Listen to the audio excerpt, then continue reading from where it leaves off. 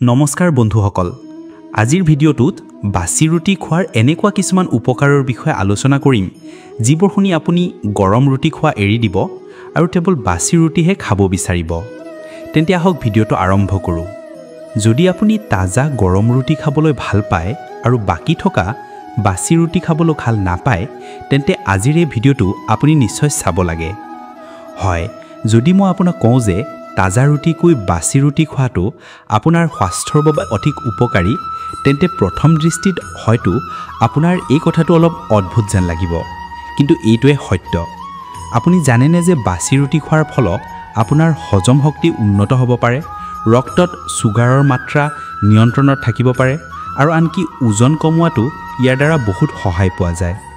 গতিকে আজিৰ এই ভিডিঅ'ত আমি বিজ্ঞান আৰু আয়ুৰ্বেদৰ দৃষ্টিকোণৰ পৰা বাছি ৰুটি খোৱাৰ কিছু স্বাস্থ্য উপকাৰিতাৰ বিষয়ে জানিম যিবোৰ হয়তো আপুনি এতিয়ালৈকে কেতিয়াও শুনা নাই গতিকে ভিডিঅ'টো শেষলৈকে নিশ্চয় চাওক কাৰণ হয়তো আজিৰ পিছত আপুনি বাছি ৰুটিক কেতিয়াও অৱহেলা নকৰিব বন্ধুসকল আপোনাৰ মনত আছেনে শৈশৱত যেতিয়া আমি ৰাতিপুৱা উঠি মাক সুধিছিলোঁ মা ৰাতিপুৱা আহাৰত কি আছে তেতিয়া মায়ে হাঁহি হাঁহি কৈছিল বেটা ৰাতিৰ ৰুটি আছে ঘি আৰু গাখীৰৰ সৈতে খাই লোৱা সেই সময়ত আমাৰ মাজৰ বহুতেই নাক কুচাই লৈছিল কাৰণ তাজা ৰুটিৰ সোৱাদৰ তুলনা নাই কিন্তু তেতিয়া আমি নাজানিছিলোঁ যে বাছি ৰুটিৰ কিমান উপকাৰ আছে বাছি ৰুটি শুনি এনে নাভাবিব যে মই নষ্ট হৈ যোৱা ৰুটিৰ কথা কৈছোঁ বাছি ৰুটিৰ অৰ্থ এইটো নহয় যে ৰুটি নষ্ট হৈ গৈছে বা তাৰ কিবা কমি হৈছে ইয়াৰ অৰ্থ হ'ল ৰুটিত কিছু প্ৰাকৃতিক পৰিৱৰ্তন হৈছে যিয়ে ইয়াক তাজা ৰুটিৰ পৰা পৃথক কৰি তুলিছে গতিকে মনত ৰাখিব বাছি ৰুটিৰ উপকাৰ তেতিয়াহে পোৱা যায় যেতিয়া আপুনি ইয়াক সঠিকভাৱে সংৰক্ষণ কৰি ৰাখে আৰু নিৰ্দিষ্ট সময়ৰ ভিতৰত খাই লয় এই বিষয়ে মই আপোনাক বিশদভাৱে ক'ম কিন্তু তাৰ আগতে এটা প্ৰশ্ন আহে বাছি ৰুটি তেনে কি বিশেষতা আছে যে ইয়াক তাজা ৰুটিৰ পৰা পৃথক কৰে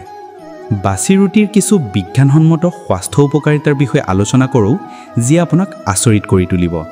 আপুনি কেতিয়াবা লক্ষ্য কৰিছেনে যে তাজা গৰম ৰুটি খাওঁতে কিমান ৰুটি খাইছো সেইটোৰ হুঁচ নাথাকে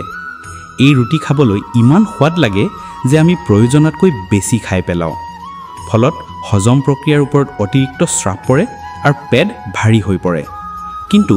যদি আপুনি ৰুটি ঠাণ্ডা হৈ বাছি হোৱাৰ পিছত খায় তেন্তে ই তুলনামূলকভাৱে সোনকালে পেট ভৰাৰ অনুভৱ দিয়ে আৰু আপুনি অতিৰিক্ত খোৱাৰ পৰা বাছি থাকে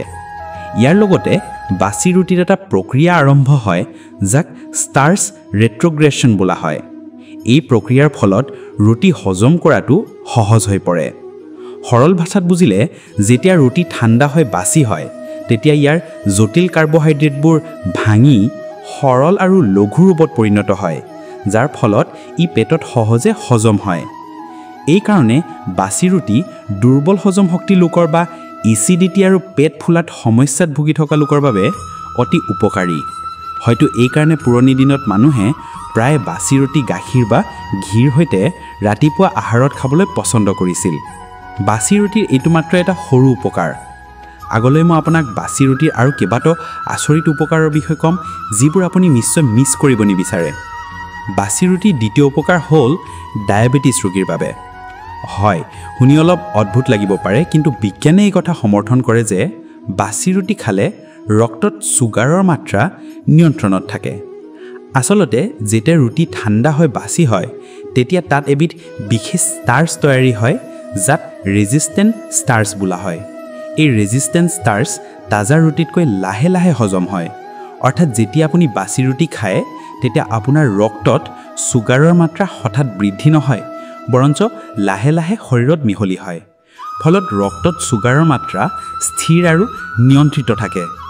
গতিকে আজিৰ এই ভিডিঅ'ত আমি বিজ্ঞান আৰু আয়ুৰ্বেদৰ দৃষ্টিকোণৰ পৰা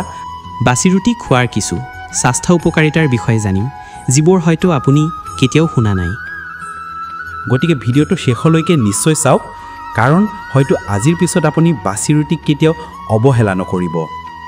যদি আপুনি এতিয়াও ভাবিছে যে বাছি ৰুটি কেৱল এটা বাকি থকা খাদ্য তেন্তে পৰৱৰ্তী উপকাৰটো শুনি আপুনি সম্পূৰ্ণ আচৰিত হৈ যাব বন্ধুসকল বাছি ৰুটি খাই ওজন কমাব পাৰিনে হয় এইটো সত্য যে বাছি ৰুটিয়ে আপোনাৰ ওজন কমোৱাত সহায় কৰিব পাৰে বাছি ৰুটিত পানীৰ পৰিমাণ কমি যায় অৰ্থাৎ ইয়াৰ আৰ্দ্ৰতা কম হয় ফলত ষ্টাৰ্চ ৰেট্ৰগ্ৰেশ্যন নামৰ প্ৰক্ৰিয়া আৰম্ভ হয় আৰু তাৰ ফলত এবিধ বিশেষ ষ্টাৰ্চ তৈয়াৰ হয় যাক আমি ৰেজিষ্টেণ্ট ষ্টাৰ্চ বুলি কৈছিলোঁ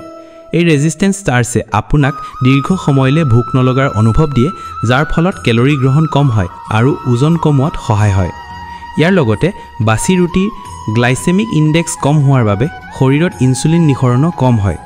যিহেতু অত্যধিক ইনচুলিনে শৰীৰত চৰ্বি বৃদ্ধি কৰে সেয়েহে যদি আমি ইয়াক প্ৰাকৃতিকভাৱে কম কৰিব পাৰোঁ তেন্তে শৰীৰত চৰ্বি বৃদ্ধিও কিছু পৰিমাণে নিয়ন্ত্ৰণত থাকিব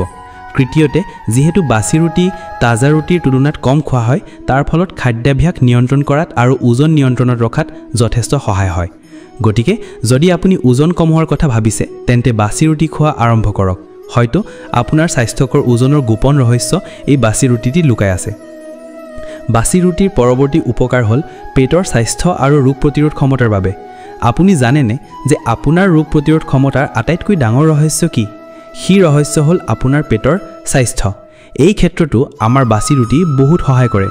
বিশেষজ্ঞসকলৰ মতে যেতিয়া ৰুটি বাছি হয় তেতিয়া তাত প্ৰাকৃতিকভাৱে কিছু প্ৰিবায়টিক তৈয়াৰ হয় কল্পনা কৰক আপোনাৰ পেট এখন বাগিচাৰ দৰে য'ত ভাল বেক্টেৰিয়া বাস কৰে এই ভাল বেক্টেৰিয়াই পেটক স্বাস্থ্যকৰ কৰি ৰাখে আৰু আপোনাৰ ৰোগ প্ৰতিৰোধ ক্ষমতাক শক্তিশালী কৰে বাছি ৰুটি তৈয়াৰ হোৱা প্ৰিবায়টিকবোৰে এই ভাল বেক্টেৰিয়া খাদ্যৰ যোগান ধৰে আমাৰ শৰীৰে এই প্ৰিবায়টিকবোৰ হজম কৰিব নোৱাৰে কিন্তু ভাল বেক্টেৰিয়াবোৰে ইয়াক খাব পাৰে এই প্ৰিবায়টিকবোৰে ভাল বেক্টেৰিয়া বৃদ্ধিত সহায় কৰে আৰু যিমানে ভাল আৰু বেয়া বেক্টেৰিয়াৰ মাজত ভাৰসাম্য থাকিব সিমানে আমাৰ ৰোগ প্ৰতিৰোধ ক্ষমতা শক্তিশালী হ'ব আৰু হজম শক্তিৰ উন্নত হ'ব গতিকে যদি আপুনি বিচাৰে যে আপোনাৰ ৰোগ প্ৰতিৰোধ ক্ষমতা শক্তিশালী হওক আৰু পেটৰ স্বাস্থ্য ভাল হওক তেন্তে আজিৰ পৰা বাছি ৰুটি খোৱা আৰম্ভ কৰক বন্ধুসকল আয়ুৰ্বেদে সদায় তাজা খাদ্যৰ পৰামৰ্শ দিয়ে কিন্তু আয়ুৰ্বেদতো বাছি ৰুটিৰ উপকাৰৰ কথা সম্পূৰ্ণৰূপে অস্বীকাৰ কৰা নহয় আপুনি শুনি আচৰিত হ'ব যে আয়ুৰ্বেদৰ মতে তাজা খাদ্যই সৰ্বোত্তম কাৰণ তাত প্ৰাণ শক্তি বা জীৱনী শক্তি সৰ্বাধিক থাকে কিন্তু আয়ুৰ্বেদে এইটোও কয় যে বাছি ৰুটি তাজা ৰুটিৰ তুলনাত অধিক লঘু আৰু হজম কৰাটো সহজ হ'ব পাৰে হয়তো এই কাৰণেই আমাৰ ককা আইতাসকলে ৰাতিপুৱা বাছি ৰুটি গাখীৰ বা ঘিৰ সৈতে খাবলৈ পছন্দ কৰিছিল তেওঁলোকে জানিছিল যে সঠিকভাৱে সংৰক্ষিত বাছি ৰুটি হজমৰ বাবে লঘু আৰু উপকাৰী কিন্তু মনত ৰাখিব আয়ুৰ্বেদেও পৰামৰ্শ দিয়ে যে বাছি ৰুটি সঠিকভাৱে সংৰক্ষণ কৰি খাব লাগে আৰু বহুত পুৰণি বা নষ্ট হৈ যোৱা ৰুটি খাব নালাগে